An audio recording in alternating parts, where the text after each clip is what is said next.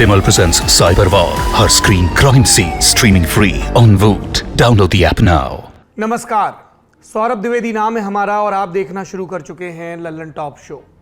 देश का युवा सेना का सम्मान करता है, उसके रोमांच से आकर्षित होता है, इसीलिए अग्निपथ योजना उसके लिए एक सुनहरा अवसर है। सरकार ये थ्योरी देते वक्त जो अभी आपने सुनी, जिन युवाओं की बात कर रही थी उनमें से कई अग्निपथ के विरोध में ट्रेन फूंक रहे हैं, पत्थर चला रहे हैं और मांग कर रहे हैं कि इस योजना को वापस लिया जाए। सारा काम डैमेज कंट्रोल मोड में चल गया है। 16 जून की देर रात सरकार ने अचानक पहले साल के लिए आयु सीमा में 2 साल की छूट दी। फिर सुबह सेना प्रमुखों और दूसरे अफसरों को टीवी पर बिठाकर अग्निपथ के फायदे गिनवा दिए। लेकिन युवाओं का प्रदर्शन और उपद्रव है कि बढ़ता जा रहा है। नरेंद्र मोदी सरकार कह रही है कि आलोचक और युवा अग्निपथ को समझे नहीं। युवा पूछ रहे हैं कि इस योजना में ऐसा क्या है जो हमें समझ नहीं आ रहा। ऐसे में ये सवाल लाजमी है कि जो मुद्दा राष्ट्रीय सुरक्षा के साथ साथ देश के युवाओं की आकांक्षाओं और रोजगार से जुड़ा है, उस पर फैसला लेने से पहले नरेंद्र मोदी सरकार ने कितना संवाद किया और किससे किया, और जो गुस्सा है वो सिर्फ संवाद के अभाव से है या फिर नीति निर्माण में एक बड़ी समस्या की तरफ संकेत करता है। बात होगी इन सब सवालों पर, लेकिन शुरुआत हमेशा की तरह दिन के वीडियो से, और आज एक नहीं कई वीडियो हैं। आप इन्हें देखिए, फिर हम अपनी बात कहेंगे।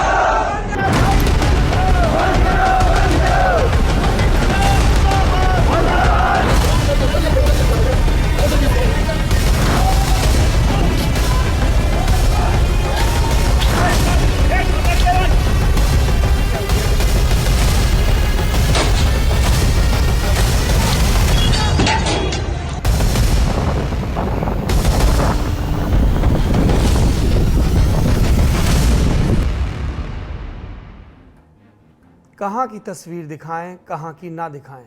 बीते कई दिनों में किसी खबर ने वीडियो और तस्वीरों की ऐसी भरमार नहीं की थी, और ना ही इस तरह का आक्रोश दिखा और ना ही इस तरह की हिंसा। पैमाना बहुत बड़ा है, उत्तर से लेकर दक्षिण तक हर जगह से एक जैसी तस्वीरें। फर्क बस इतना कि तीसरे दिन उग्रता चरम पर है।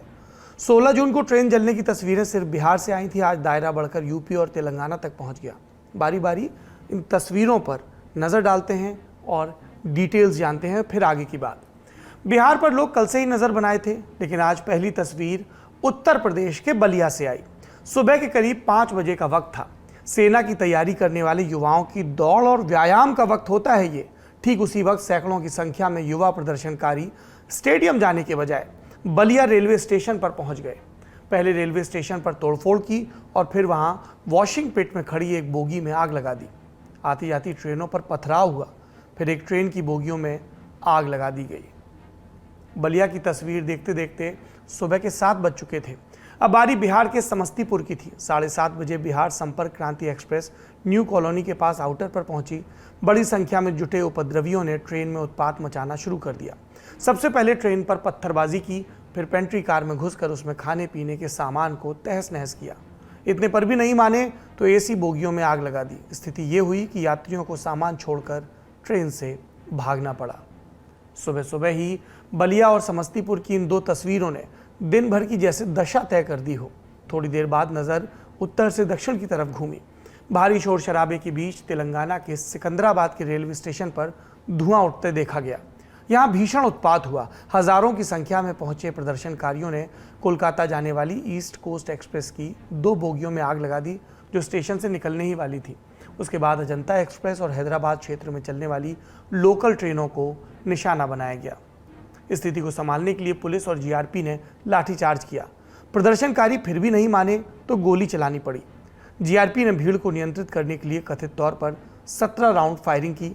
आग का धुआं कम हुआ तो नुकसान का अंदाजा लगाया जाने लगा। पता लगा कि अग्निपथ योजना के विरोध प्रदर्शन के दौरान सिकंदराबाद में एक व्यक्ति की मौत हो गई। मृतक की पहचान वारंगल में रहने वाले दामोदर के तौर पर हुई। इसके अलावा 14 लोग घायल हुए, जिनमें 2 कांस्टेबल भी शामिल थे। दोपहर होते होते देश के कई राज्यों से प्रदर्शन की तस्वीरें आने लगी। यूपी बिहार के अलावा राजस्थान, मध्य प्रदेश, हरियाणा, उत्तराखंड, झारखंड, हिमाचल, असम, पश्चिम बंगाल। ध्यान दीजिए, आज प्रदर्शन वाले राज्यों की संख्या कल के मुकाबले कहीं ज़्यादा थी और आज भी सबसे ज़्यादा इंटेंसिटी बिहार में हो रहे प्रदर्शनों में दिखी। अकेले बिहार में ही आधा दर्जन से ज़्यादा ट्रेनों को जला दिया गया। नोट करते चलिए, गया में बख्तियारपुर पैसेंजर ट्रेन को जला दिया गया। आरा में कुल्हड़िया स्टेशन पर खड़ी पैसेंजर ट्रेन को जलाया गया। दानापुर में एक साथ ट्रेनों, 2 इंजन और रेलवे ट्रैक मशीन को भी फूंक दिया गया। लखीसराय स्टेशन पर खड़ी विक्रमशिला एक्सप्रेस की एसी बोगियों को आग के हवाले कर दिया गया। मुख्यमंत्री नीतीश कुमार का गृह जिला भी इस तरह के प्रदर्शन से अछूता नहीं रहा। नालंदा जिले के इस्लामपुर स्टेशन पर इस्लामपुर हटिया एक्सप्रेस ट्रेन को आग के हवाले कर दिया गया। हजारों की संख्या में रेल यात्री जहां तहां फंस गए। पेशे से पत्रकार सिद्धार्थ बिहार में यात्रा कर रहे थे। ट्विटर पर उन्होंने आंखों देखा हाल लिखा। वो लिखते हैं, हम भी हाथीदा स्टेशन पर फंसे हैं। अनाउंसमेंट हो गया है कि किउल के आसपास आंदोलनकारी ट्रैक पर आ गए हैं। साथ में बुजुर्ग माता पिता हैं। गांव जाना है क्योंकि बड़ी चाची का देहावसान हो गया है।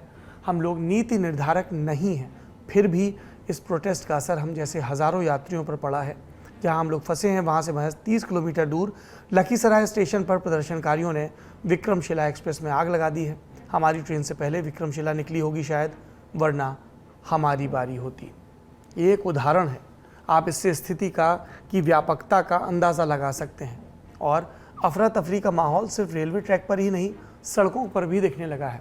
लॉ एंड ऑर्डर सिचुएशन खड़ी हो गई है। दरभंगा में पथराव के बीच स्कूली बच्चों की वैन फंस गई। आप ये वीडियो देखिए, आपको मंजर समझ में आएगा।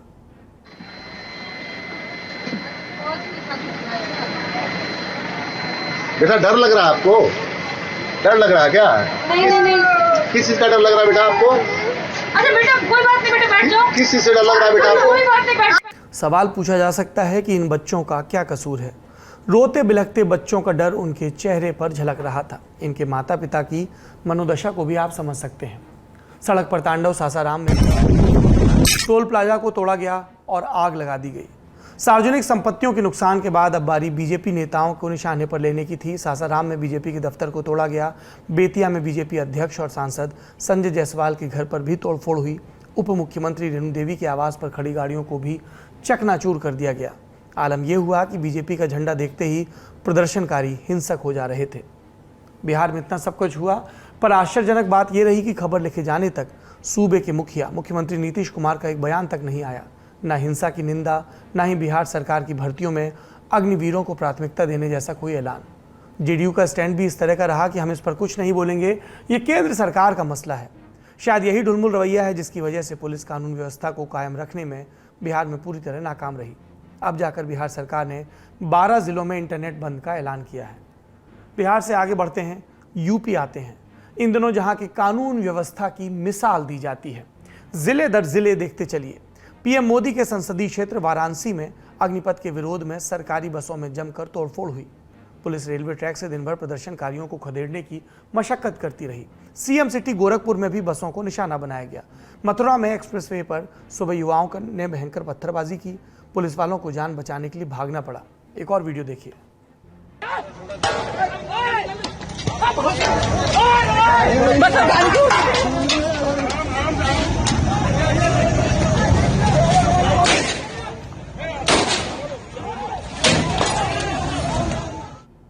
बुजुर्ग दंपत्ति के सर के बिल्कुल बगल से पत्थर निकलता है।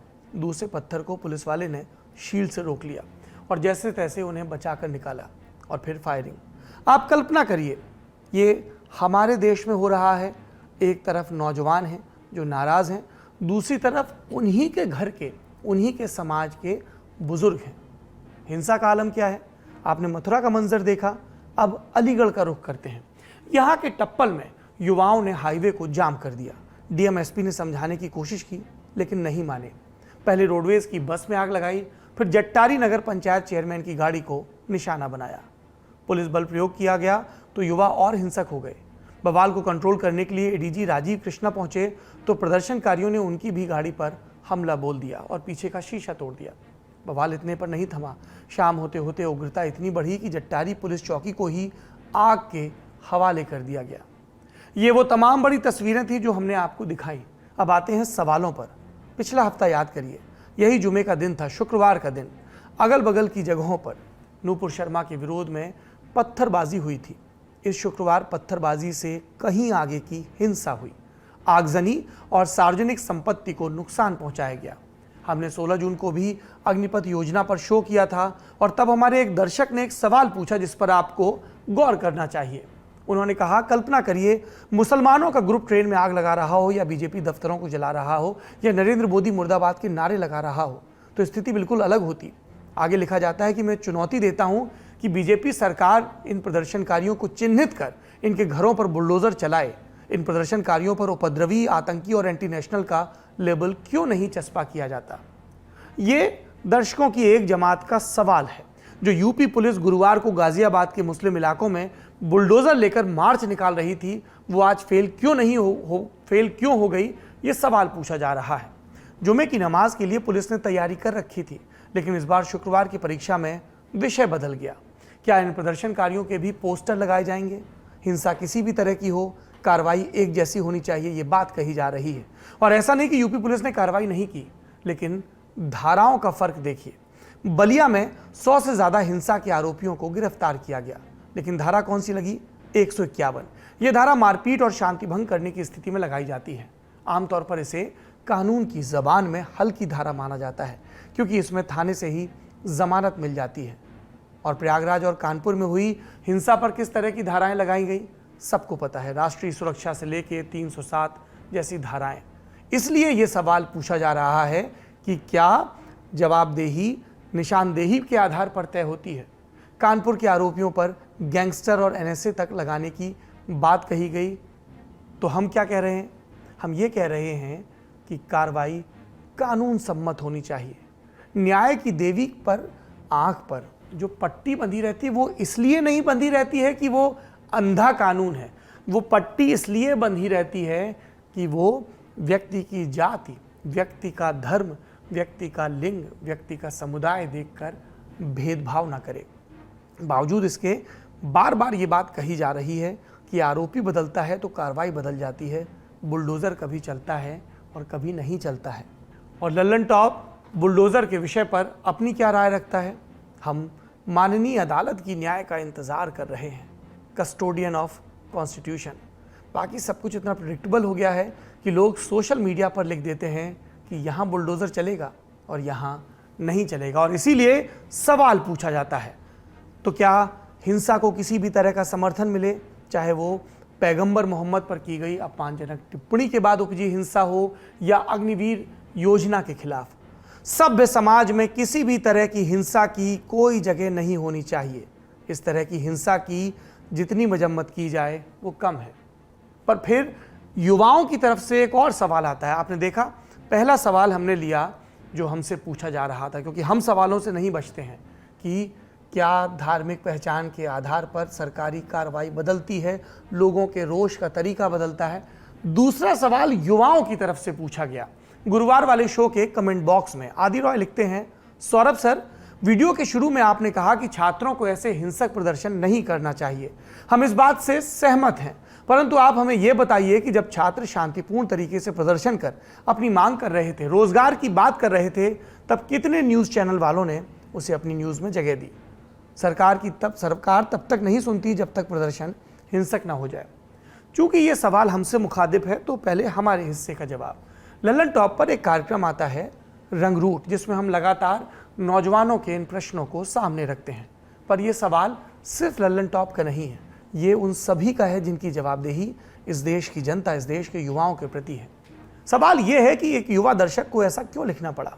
हिंसा का समर्थन तो हम या कोई भी पढ़ा लिखा व्यक्ति नहीं करेगा, किसी भी सूरत में नहीं करेगा, पर ऐसा लिखने के पीछे की मनोदशा को भी समझना पड़ेगा। कोरोना के बहाने 2 साल से सेना की भर्ती रुकी हुई थी। युवा शांतिपूर्वक रैलियों में प्रदर्शन करते नजर आए। अलग अलग शहरों से दौड़कर आए युवाओं ने बीते दिनों जंतर मंतर पर धरना दिया। शायद आपको याद भी नहीं होगा, कई बार ज्ञापन दिया गया। शायद ही वो ज्ञापन किसी ने पढ़ा हो और तब उन्हें कोई तवज्जो नहीं मिली। हिंसा कोई पसंद नहीं करता, हर कोई लिख रहा है कि शांतिपूर्वक प्रदर्शन कर मांग करनी चाहिए, लेकिन एक बरस से एसएससी जीडी 2018 की भर्ती के लिए हजारों युवा तिरंगा रैली और अनशन कर रहे हैं। क्या इनकी सुनी गई? ये वीडियो देखिए।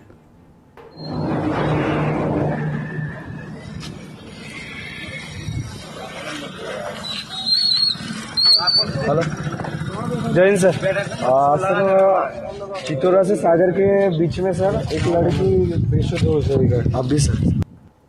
वीडियो में आपको जो युवा दिख रहे हैं वो पैदल ही नागपुर से दिल्ली जा रहे हैं। 17 दिन हो गए इनको चलते हुए।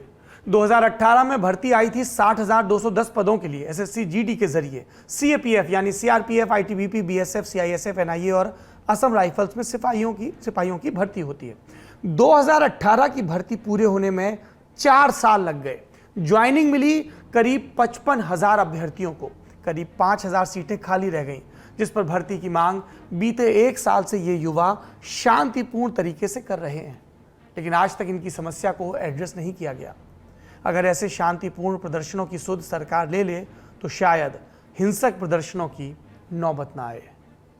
हम अब भी कहते हैं, युवाओं को हिंसक रास्ता छोड़कर विरोध के रचनात्मक तरीके अपनाने चाहिए, अपनी मांग रखनी चाहिए। क्यों?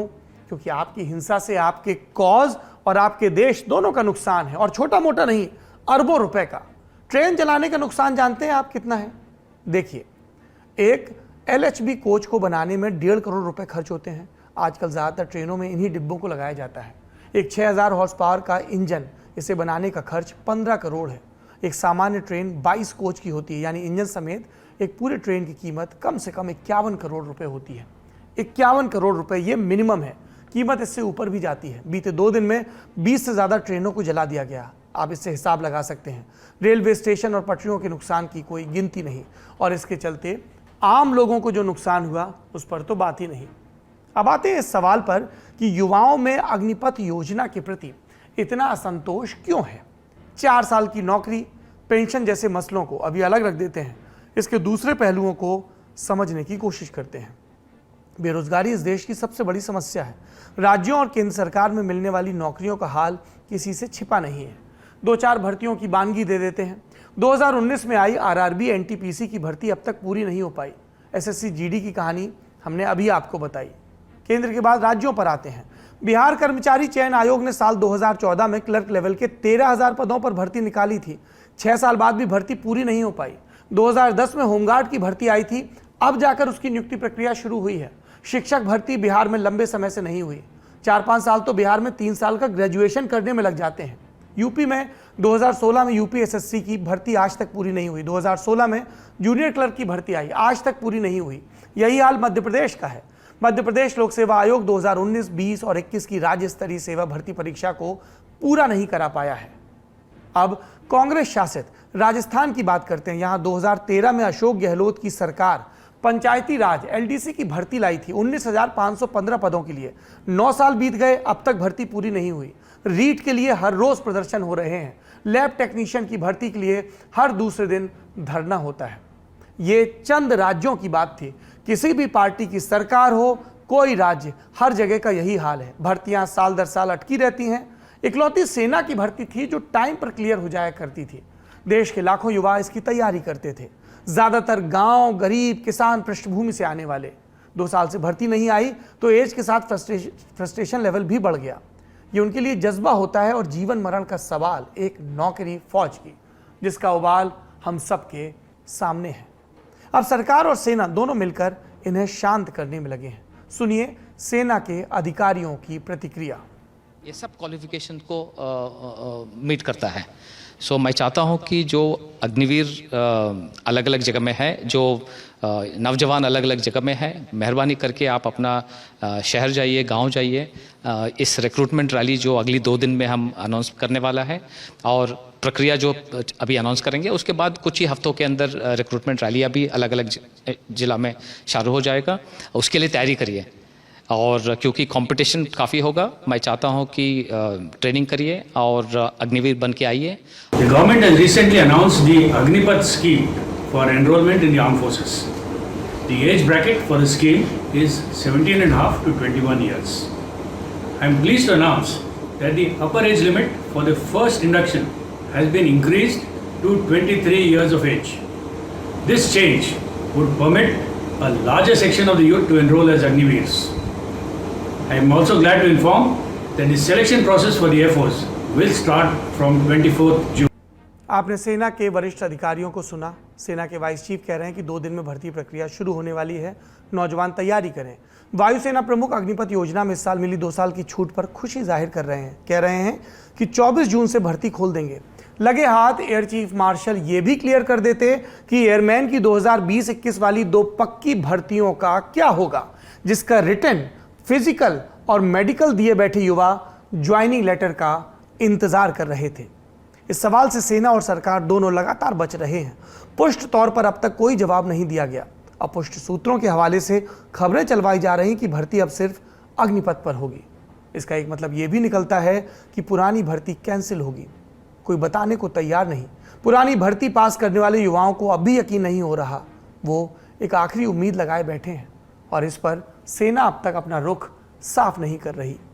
अब आ जाते हैं सरकार के रुख पर। हमने देखा नरेंद्र मोदी सरकार ने बीते 8 सालों में कई रिफॉर्म किए। कुछ सही हुए, कुछ तात्कालिक मास्टर स्ट्रोक लगे, लेकिन समय के हिसाब से फेल होते चले गए। वित्तीय रिफॉर्म के तौर पर नोटबंदी आई, जिसकी चर्चा अब भाजपा का कोई नेता भी नहीं करता। आनन फानन में लाई गई जीएसटी में सैकड़ों बदलाव करने पड़े, पर विशेषज्ञों ने कहा बड़ा बदलाव था तो समय लगता है। कृषि कानूनों के वक्त हमने देखा वो भी एक रिफॉर्म बताया गया।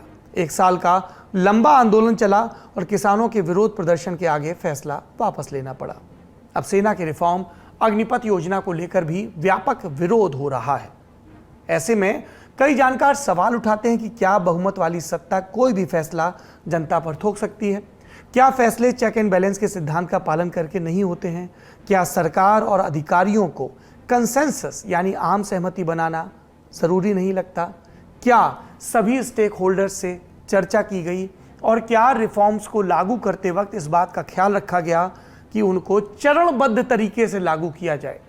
सवाल ये पूछा जा रहा है कि अगर ये रिफॉर्म इतना ही पुख्ता था तो सिर्फ 48 घंटे के अंदर सरकार को अपने फैसले में एक संशोधन क्यों करना पड़ा? 2 साल की रियायत की बात पहले क्यों नहीं सोची गई? और विपक्ष अपने हिस्से का काम कर रहा है, सरकार से सवाल पूछ रहा है और हमलावर है। सुनिए। अच्छा, हमको एक बात बताइए, ये आग लगवा कौन रहा है? इशू क्या था? मैं बार बार कहता हूं कि बीजेपी और आरएसएस सियासत, सत्ता के इर्द गिर्द चीजों को, सवालों को बनाती रहती है। सत्ता के अलावे उसे ना तो नेशन से मतलब है, न देश की आंतरिक सुरक्षा से मतलब है, न भारत से मतलब है, न 140 करोड़ लोगों से मतलब है, न किसान से मतलब है, न मजदूरों से मतलब है, न छात्रों से मतलब है, न 1 नेशन 1 हेल्थ से मतलब है, न एजुकेशन से मतलब है, न 1 नेशन 1 टैक्स से मतलब है, न 1 नेशन 1 इलेक्शन से मतलब है, न 1 नेशन 1 पेंशन से मतलब है। उन्हें कोई मतलब नहीं है। 900 किसान मरे। आप बीजेपी से पूछिए ना, राष्ट्रवाद के नाम पर आए, लेकिन सबसे ज्यादा राष्ट्र विरोधी काम किसने किया? इस पर बीजेपी की तरफ से भी प्रतिक्रिया आई। वरुण गांधी भाजपा के सांसद हैं। हालांकि कई लोग इस तरफ संकेत करते हैं कि वो लगातार मुखर होकर सरकार की नीतियों का विरोध कर रहे हैं और अब नाम भर के पार्टी में हैं। उन्होंने एक वीडियो जारी कर हिंसा न करने की अपील की।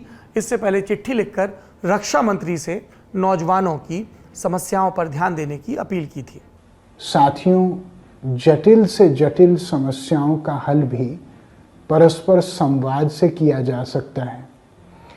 आप जैसे राष्ट्रभक्त और आदर्शवादी युवा देश का भविष्य हैं, इसलिए आपसे उम्मीदें भी अधिक होती हैं।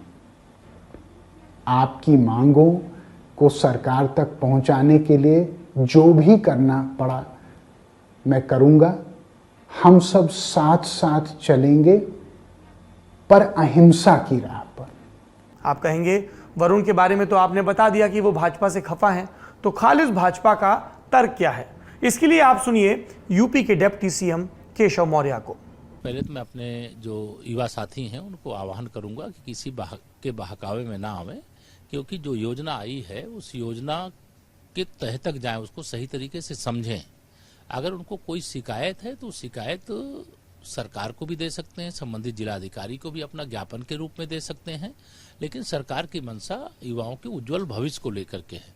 इसी के कारण से आप समझिए कि जहां 17 से 21 के बीच की आयु सीमा रखी गई थी, 2 वर्ष का जो कोविड काल रहा जिसमें बच्चे तैयारी तो कर रहे थे, भर्तियां नहीं हुई, तो 2 वर्ष का इस वर्ष छूट देने का काम हुआ है।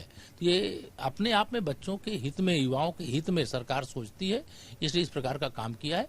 मैं जानता हूं इसके पीछे राजनीतिक दल जो चुनाव में भारतीय जनता पार्टी का मुकाबला नहीं कर पा रहे हैं, वो कहीं कहीं हवा देने का काम कर रहे हैं।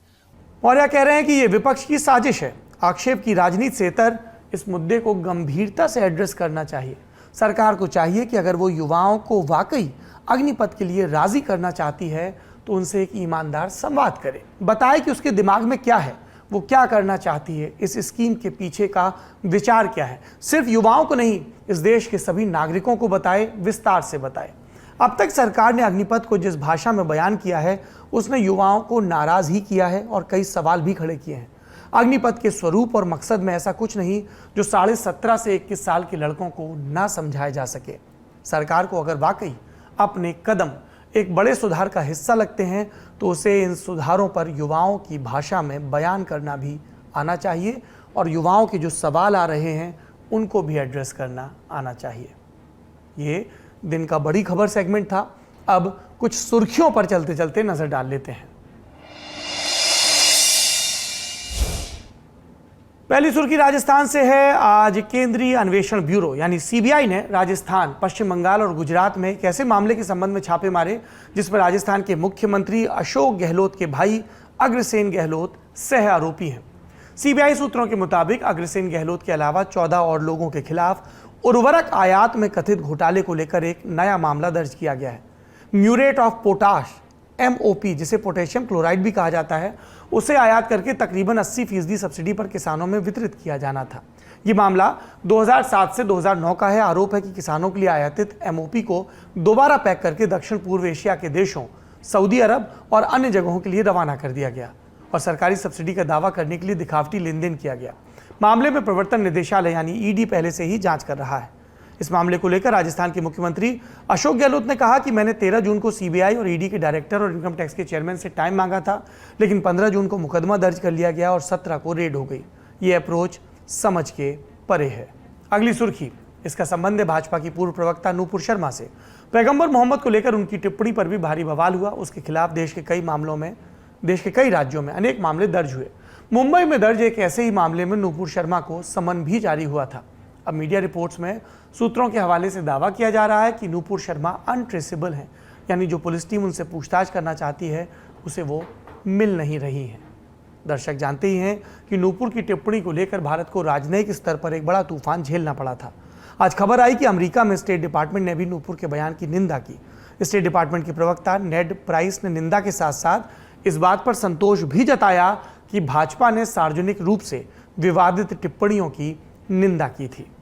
इन टिप्पणियों को लेकर 3 जून को कानपुर में और 10 जून को देश के कई हिस्सों में जमकर विरोध प्रदर्शन और हिंसा हुई थी। इसे देखते हुए उत्तर प्रदेश पुलिस ने संवेदनशील इलाकों में एक दिन पहले से ही बंदोबस्त की तैनाती कर दी थी। इस बुलेटिन की तैयारी तक किसी अप्रिय घटना का समाचार नहीं मिला। जम्मू कश्मीर के भदरवाह में भी कर्फ्यू में 4 घंटे की ढील दी गई और स्थिति शांतिपूर्ण रही। भदरवाह में नूपुर की टिप्पणी के खिलाफ एक मस्जिद से हिंसक ऐलान हुआ था, जिसके बाद तनाव पसर गया था, कर्फ्यू लगा था और पुलिस ने भी मामला दर्ज किया था। तीसरी सुर्खी का संबंध चीन की बदमाशी से है। 1 जून को भारत और अमेरिका पाकिस्तानी आतंकवादी अब्दुल रहमान मक्की को संयुक्त राष्ट्र सुरक्षा परिषद की 1267 कमेटी के तहत ग्लोबल टेररिस्ट घोषित करवाना चाहते थे, लेकिन चीन ने अड़ंगा लगा दिया। पाकिस्तान की बात चली है तो ये भी जान लीजिए कि FATF पाकिस्तान को लेकर एक बड़ा फैसला ले सकता है। FATF यानी फाइनेंशियल एक्शन टास्क फोर्स, ये टेरर फंडिंग के मामलों में कार्रवाई करता है और इसके नतीजे में अंतर्राष्ट्रीय संस्थाओं से कर्ज मिलना मुश्किल हो जाता है अगर आपको मार्क कर दिया गया। पाकिस्तान 2018 से FATF की ग्रे लिस्ट में है। आज सुबह खबर आई थी कि पाकिस्तान ग्रे लिस्ट से बाहर आ गया है। वैसे इस बात के अंतिम ऐलान में अभी थोड़ा वक्त है। ये था आज का लल्लन टॉप शो। जाते जाते हम फिर कहना चाहते हैं, देश के युवा कितने भी नाराज हों सरकार के किसी भी फैसले से, ये पूरी जिम्मेदारी से कह रहा हूँ, आपकी सब भावनाओं को समझने के बावजूद आपको देश की सार्वजनिक संपत्तियों का नुकसान करने का, रेल की पटरियां उखाड़ने का, ट्रेन की बोगियां जलाने का, बसों में पथराव करने का कोई अधिकार नहीं है। आप युवा हैं, कल्पनाशील हैं, अपना विरोध प्रदर्शन दर्ज करिए। अपने देश में, अपने गांव से लेकर ज़िले से लेकर राजधानी से लेकर देश की राजधानी तक विरोध प्रदर्शन करिए, लेकिन हिंसा आपके कॉज को कमज़ोर करती है। और देश की सरकार, हमारी और आपकी सरकार, हम उम्मीद करते हैं कि वो इस गुस्से की वजहों को एड्रेस करे। अगर देश का कोई भी नागरिक देश की सरकार से खफा है तो सरकार का दायित्व बनता है कि उसके साथ संवाद करे और जो जायज़ बातें हैं उनको माने। गलती स्वीकारना, उसको करेक्ट करना या किसी बड़े सुधार के लिए कुछ कदम वापस लेना और अपने कोर्स करेक्शन को करना कहीं से भी सरकार के इकबाल को कमज़ोर नहीं करता है। सरकार भी देश की, नागरिक भी देश के। जब बात सब देश की कर रहे हैं तो फिर रास्ता क्यों नहीं निकल रहा? ये सवाल है जो पूछा जाना चाहिए। बाकी आप अपने हिस्से की निगहबानी बनाए रखिए, क्योंकि लोकतंत्र में इस तरह की पहरेदारी बहुत ज़रूरी है। ना सत्ता निरंकुश हो और ना सत्ता से सवाल पूछने वाले नागरिक निरंकुश हों। अपना, अपनों का, अपने देश का ख्याल रखिए। शुभ रात्रि।